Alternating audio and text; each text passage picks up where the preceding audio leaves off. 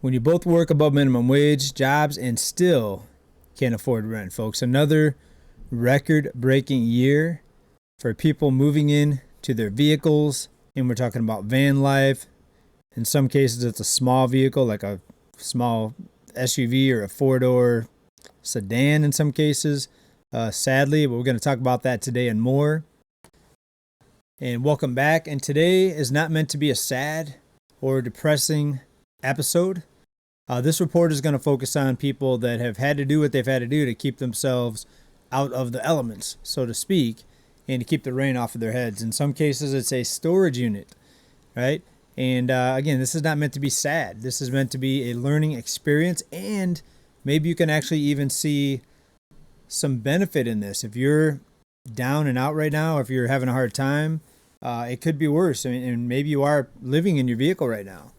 But it could be worse, folks, and this is what some people are having to resort to because of the high cost of living, the cost of living crisis, hashtag is what we're calling that, and got a new roof going on the house here, so you might hear some pounding in the background here. So, and also to be thankful. I'm thankful that I even have a house to put a roof on, and it's not cheap, and it's a lot of work, just having a house, but could be worse here. Look at some of these stories here. Take a look at this.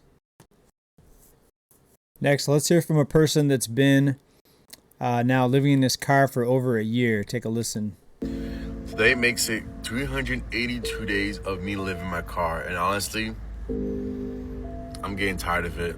I wish I could have my own bed, my own space, my own bathroom. I wish I could walk to the bathroom, shower. I wish I could cook a hot, nice meal. Tired of living in my car. Speaking of hot showers, I drive by this, what's it called, Planet Fitness, gym, Planet Fitness, I'm sure. I think it's nationwide. And a lot of people living in their cars in that parking lot. And from what I've seen, a lot of them get the membership, which is just like $10 a month.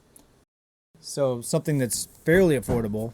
And a lot of people that live in these cars, they don't even use the gym to work out. They just use it to be able to go in and take a shower and get cleaned up. Maybe some of them work out, but the ones I've seen and the ones I've heard from on media too, social media, they're talking about they just buy the membership just to park there, one, and two, to be able to use the shower. So imagine that, folks, and maybe you've been there. Maybe you can chime in below if this is you or has been your situation at any point. But let's hear from a couple more. And again, like I said, it's record setting, another record year. We're almost halfway through the year, and we're on pace to beat 2024 with the number of people that are newly homeless and the number of people living in their vehicles, and in some cases tents. But we're also going to talk about some possible solutions for these people, and maybe for you, maybe for me, if that ever happens to us. We're going to talk about that a little bit later in this video. And we're going to mute the sound on this one. They've got some song playing in the background, but the person that created the video, Nomad Nook 24, did not talk. It's just text. And he said this is what living in his car is like after a 12-hour shift. So somebody that's working full-time, not just full-time, looks like working overtime, right? Or maybe they've got 3 12-hour days or something like that. He's been living in his Toyota 4Runner for several months to escape the 9-to-5 trap. Sounds like he's still working more than 9 to 5, though. This is the grind that you don't show when you're chasing freedom. So it sounds like he's trying to save up enough money to escape the 9 to 5. So hopefully he'll save up enough money to not have to work. Maybe that's the goal. And if you're not paying $1,000 or $2,000 a month rent, maybe at the end of the year you'll have $10,000, $20,000 saved up here. He said he used to pay $2,000 for rent. Now he pays $135 a month for storage, and he sleeps in his SUV. Here's the storage unit, so $135 a month. He chose discomfort now so he can live free later. I'd like to know where he's going to live for free at. Somebody in comments said, this is why we sold our home and live in an RV with our 3 kids. The American dream is overrated. That's what somebody said in comments. Somebody else said what I was assuming here, that he's saving now or struggling now to save up and have more freedom later, hopefully to buy a home and not have to pay rent somewhere. Another person said, get a cargo container for the top of your car so you don't have to pay the monthly storage. Well, it looks like his stuff was a lot more than can fit on top of one of those, on top of the car. Look at that. That's a lot of stuff in there. So good idea, though. I mean, it's a thought. Yeah, such a sad reality, folks.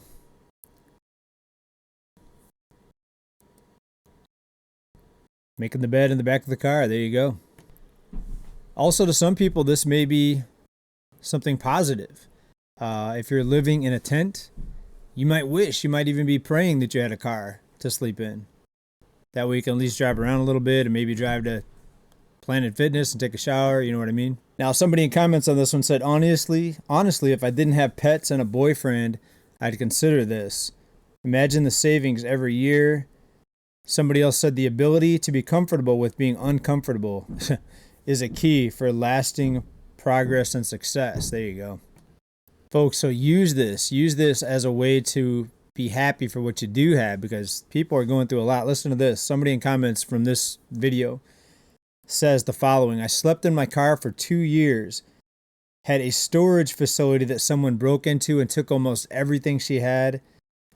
She lost her job, ended up sleeping outside in 19-degree weather, but she still tried to be good to people. Even going through all that, she still tried to be good to people. You see a lot of people that are just homeless and insane, right? They don't care how they act, how they talk to you, because they just have lost everything, right? You see a lot of them here in California. California is the capital, by the way, of homeless people.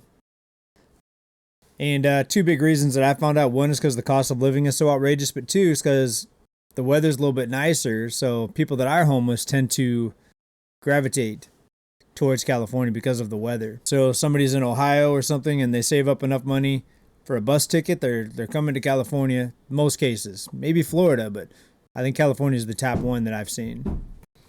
Here's another one. This is a screen name, the Nomadic Millennial, Nomadic Millennial. So maybe check them out there, give them some support. Hey everybody, my name is Tyler, and because of the out-of-control inflation that we're having in our country right now and rent prices being over $1,500 a month, I have been outpriced at the rental market, and I live here in my car full-time, and I wanted to give you a brief tour. So starting with the bed here, it is a 3-inch memory foam mattress topper. Super comfortable. I have about 4 layers of blankets, which keeps me warm, especially right now we've got 20-degree weather at night, so it's pretty cold. Moving over here, I have my cooler. I've had a few people tell me I'm not supposed to have this cooler because I live in my car, but it actually was a birthday gift last year for my 30th birthday, and I just can't part with it. I absolutely love it. Keeps all my food cold and fresh for days. I absolutely just adore this cooler, so I'm not going to get rid of it. And in the back there, you can see I have 2 really comfortable pillows. I'm about 5. Now, so far we've heard from kind of younger people giving us their situations on living in their vehicles, but it's also older people. Sadly enough, if these people don't have somebody to take them in, or a relative, or a low-income housing, maybe they can't even afford the rent on low-income housing, sadly. Let's hear from someone in their 60s that this is happening to as well. That I could be. Every day I wake up wondering where I'm going to stay at night. Being that I'm 63 and I should be homed somewhere in a nice place with a nice bed, I wish every day that I could be out. So I do a lot of wishing. I wish I could find some place and cook a meal. And it's hard living here because I'm in my van, because I'm limited to what I can do. So I've got a lot of dreaming going on. This is my house, and my bed, and my storage underneath, my ice chest, my clothing. My bucket is, just a 5-gallon. You have your plastic bags. You have a toilet seat, which I got at Walmart, and it is a toilet seat, a plastic. It works just fine. Using the bathroom in a bucket, folks. Not a lot of room. You get used to it, though. When you have to. You make it your own. It's hard to decide what you're going to do every day because you're spending a long time every day waiting in your car to live your life because there's not a lot to do. It can happen to anyone. It happened to me, and I never thought it would happen to me. As long as it takes, I'll make it work because I need a place to live. So I will make it work. Live one day at a time, and you hope that things get better for you. It's sad, folks. It's an epidemic. She lives in Los Angeles. I would hope that she looked to other locations, like over in the Midwest. Michigan, sort of like east side of the country, called the Midwest. Indiana, Ohio. I mean, cheaper rents over there. Still, every place is expensive, it seems like. But living in Los Angeles, you might want to think about relocating if you can. Maybe she stays around here for her family. If she is, her family isn't helping her out because she's not living with them, obviously. All right, people, one more here. My worst nightmare has become a reality. I officially live in my car now. I'm basically homeless. I don't want to go into so much details, but for now, I'm going to live in my car. So that's the reason why I'm cleaning it, because it's going to be my home. And I'm not the type of person that's going to feel stressed, feel down, or cry. No, I got to get back up.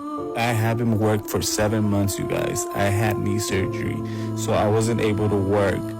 But for now, I'm going to look for a job. I'm going to get back on my feet because I have kids. Unfortunately, things didn't go so well, but that's okay. At this point of my life, I'm like a bulletproof vest, you guys. Anything that life throws at me, I'm just getting hit and it's not doing anything to me. I hope you guys follow my journey and let's see what comes to my life. There we go. Another story, folks. I hope he bounces back. That is Atlas for Eva. That's Atlas for EVA. I think he pronounces it Eva, for Eva. Anyway, support these people, folks, and let us know your situation down below. Do you know somebody that's in this boat? I should say in this boat, in this vehicle, in this case, in this situation. Not funny. Let me know, folks, down below. Have you been there? I've lived in a camper one time, in my aunt's house. When I first moved to California, I think I've shared that story here before. It was temporary, got a good job, ended up doing okay. But let me know your story. What do you think about this, folks? Cost of living, driving people to their cars, storage facilities, you name it, tents, and more. Keep stacking, everybody. Big love. Keep your head up. Be thankful. Bye now. Peace.